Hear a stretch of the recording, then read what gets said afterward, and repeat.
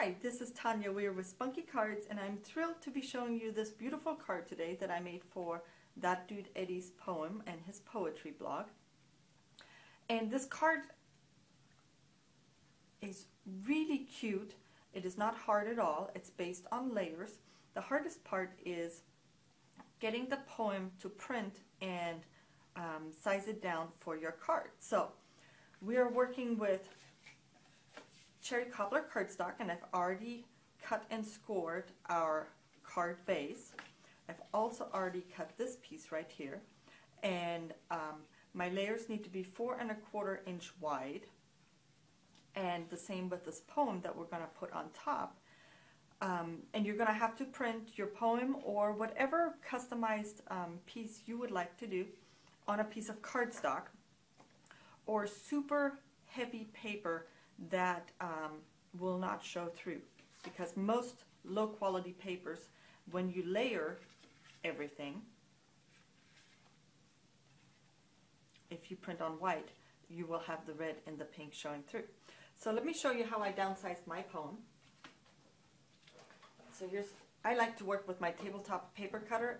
Every person has their own favorite paper cutter. So I'm going to just trim this edge off a little bit. And I'm also going to have a nice tight edge right here, about 1/4 inch past the typing. And now the hard part is that from here till about here we need 4¼ inches. So my 4¼ inch line is right here. And so I'm going to estimate this line right here and cut off right here. And at first it is always better to give it a little bit more room, because you can't add anything that you've already cut off. So now I'm going to look, if I line this up at 4¼ inches, how I like my margin down here. And that looks pretty good. Now, don't be scared of this part. I have cut multiple pieces several times. I just have some practice. That's why this turns out so perfectly. Plus, if it doesn't, I can just shoot this video all over again to make it look perfect. So play around with that. But this truly is the hardest part. Getting your piece sized for your card. Now, as you can tell, I am still a tad bit long right here. I don't mind cutting off a little bit right here. That's not going to be a problem. That'll still look great. And I'd rather be long on this side, because I can run this through the paper cutter when I'm done assembling my card and just give it everything a nice clear edge. That sound good? Very cool. So let's make this card together. As you can tell, I like to do some paper tearing right here, and I'm just bringing this around. And that's so my one line is somewhat longer than all of the others, and we could try and find a die that curves, but why, when a little paper tearing will do the trick.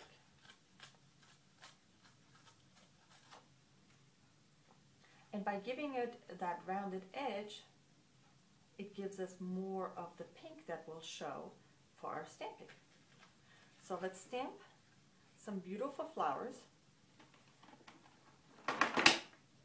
And I'm using the Stamp Set Serene Silhouettes.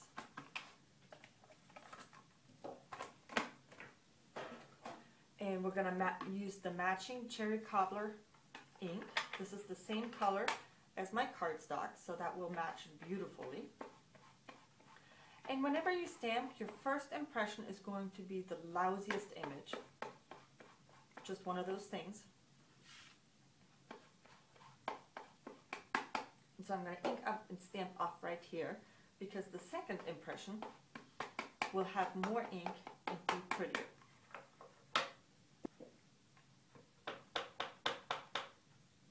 Very nice. So I'm going to put one right here.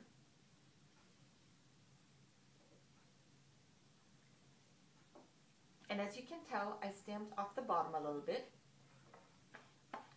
And just for fun, I'll put another one right here.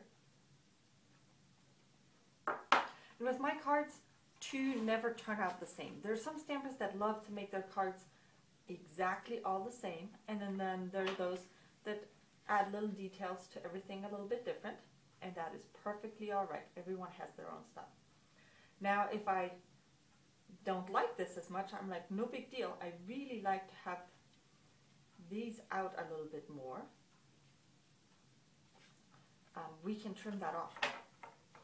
I'm going to stamp another one over here.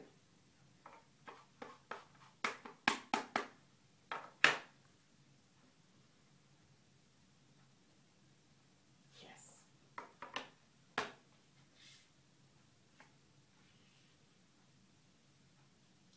There we go. I like that.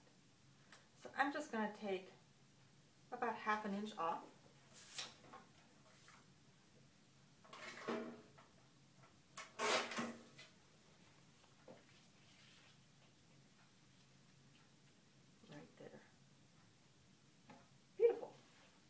So let me attach these to my card. Oops. I'm using a snail adhesive. It's called Snail.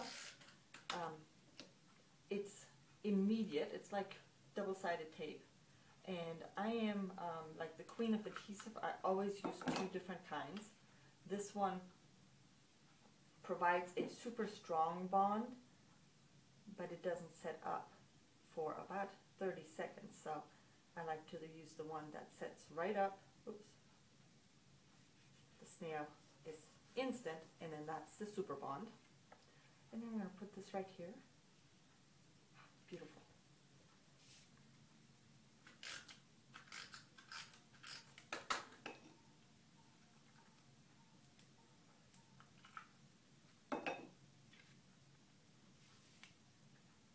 And as you can tell, I'm leaving about a 1/4 inch margin right here because I really like my cherry cobbler to show through. I am not touching the printed ink because I just touched that or printed that this morning, and printer ink needs about 2 hours to dry, and mine's not old enough yet. And as you can tell, I have different layers showing, so I'm going to run this through my paper cutter one more time to give it a perfect trim. You could also trim it with your scissors.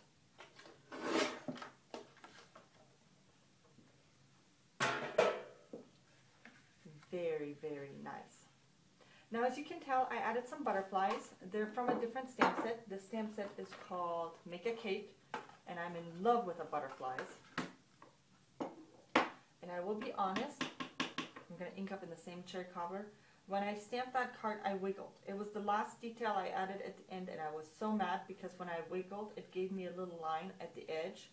And I'm like, oh no, I ruined my card. But that's why I added that little butterfly. And we're going to do that at the end because I fell in love with a butterfly. But I want to show you what I did on the inside of the card. So I have the same flower. Lining your cards is just really, really pretty. So I've already cut my cardstock. I'm going to take the corner rounder and just round the corners for some added detail.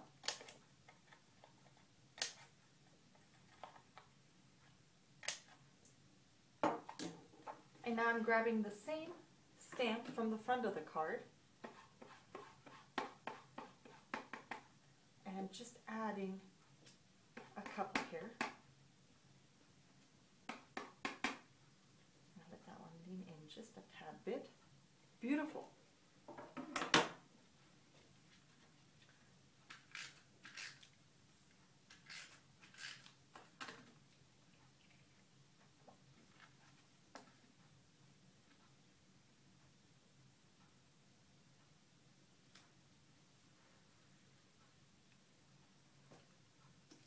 And then when I wanted to cut this butterfly, I used a die, and the die kicks out 5 or 6 butterflies at the same time.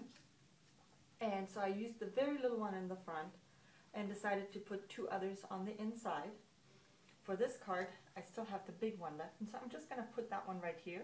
I'm just going to be sure that it doesn't go off the edge, and I'm only gluing on this side, so this one pops up a little bit.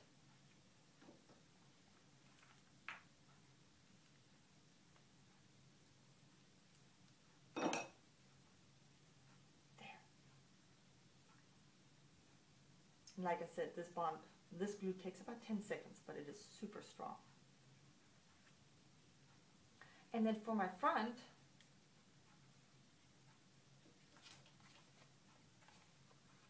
I really wanted to brighten up and accent these flowers, and these rhinestones are gorgeous for that. So let me just grab a couple. This here's one of my biggest flowers, so I'm going to grab two sizes, one bigger and one smaller. I'm going to put that one in the center right here, and then a few.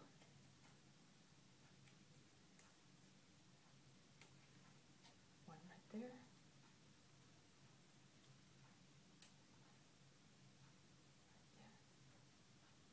I'm going to put one on this one too.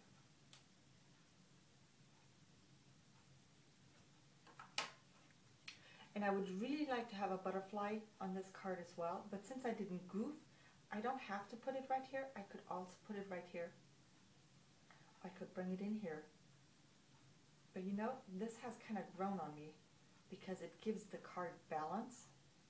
So I am going to put it right there.